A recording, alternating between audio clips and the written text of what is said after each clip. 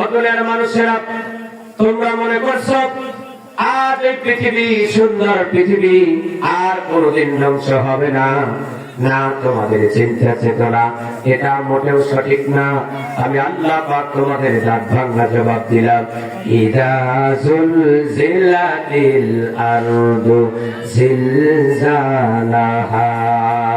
আল্লাহ রাব্বুল আলামিন ডাকতে বললেন, ও তামাম মানুষেরা শোনো, ইদা যখন জুলজিলাত প্রকম্পিত হবে, আলাদু জমিনটা প্রকম্পিত হয়ে যাবে, জিলজালাহা তারা কম্পন করে প্রকম্পিত হয়ে যাবে। এই জমিনটা একদিন ভূমিকম্প হয়ে যাবে, নাড়া দিবে, একদিন ধাক্কা দিবে। যেদিন জমিনটা নিজের প্রকম্পনে প্রকম্পিত হয়ে যাবে, সেদিন তার কথা আল্লাহ পাক স্মরণ রেখে মানুষকে বলতেছেন, ওয়া আখরাজাতিল আরদু আসকালাহা। আল্লাহ রাব্বুল আলামিন আয়াত দ্বারা বোঝাচ্ছেন, ওয়া আখরাজাতিল আরদু, আখরাজাত আল্লাহ পাক কি করে দিবেন, বের করে দিবেন। আল্লাহ রাব্বুল আলামিন জমিন সেদিনকে হুকুম করা হবে জমিনকে, জমিন সেদিন আল আরদু জমিন বের করে দিবে, আসকালাহা তার ভিতরে তার গর্ভের মধ্যে যা আছে সব বোঝা সেদিন জমিন বের করে দিবে। এই বোঝাটা বের করে দেবে কি?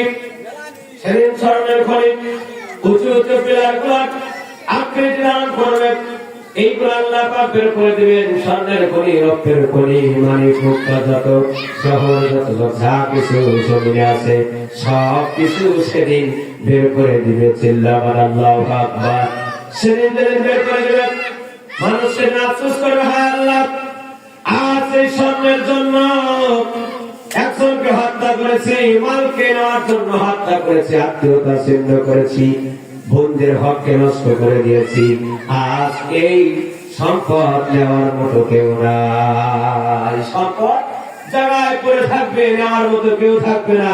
অথচ এই সম্পদের জন্য চোর চুরি করেছে, ডাকাতি করেছে, লুণ্ঠনকারীরা লুণ্ঠন করেছে, হক নষ্টকারীরা হক নষ্ট করেছে। কথা বলেন ঠিক কিনা? চোর সেদিন বলবে, হাত আজকে এই মাল চুরি করার জন্য সাজা পেয়েছে, আমার হাত কানা কেটে দিয়েছে।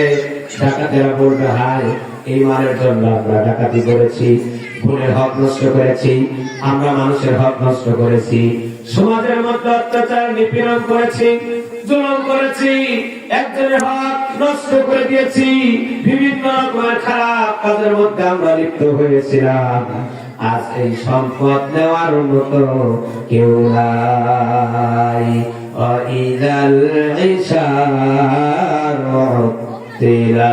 আল্লাহ পাক ডাকতে বলে, ওই দিন কিয়ামতের দিন যখন সূর্য তার আলো হারায় ফেলবে এবং তারকারাজি চিৎকার করবে, আল্লাহ পাক সেই দিনকার কথা আল্লাহ পাক স্মরণ করা দিয়া ডেকে ডেকে বলতেছে, সেদিন ওই আরবের যে উট ছিল, উটগুলা সব সম্পদশালী ছিল, দাম ছিল, মূল্য ছিল।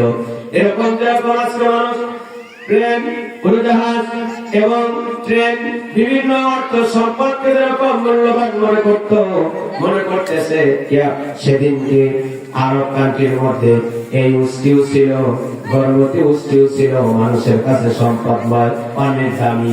এই দামি সম্পদকে আল্লাহ পাক ডেকে বলতেছে, এই দামি সম্পদকেও সেদিন মানুষ ভুলে যাবে। যে সম্পদের জন্য মানুষ জীবন দিয়েছে, যে সম্পদের জন্য মানুষ খুন করেছে, যে সম্পদের জন্য মানুষ হাত কেড়েছে, যে সম্পদের জন্য মানুষ জেল কেড়েছে, এই সম্পদকে মানুষ সেদিন ছেড়ে দিবে, আর কেউ নিতে চাবে না।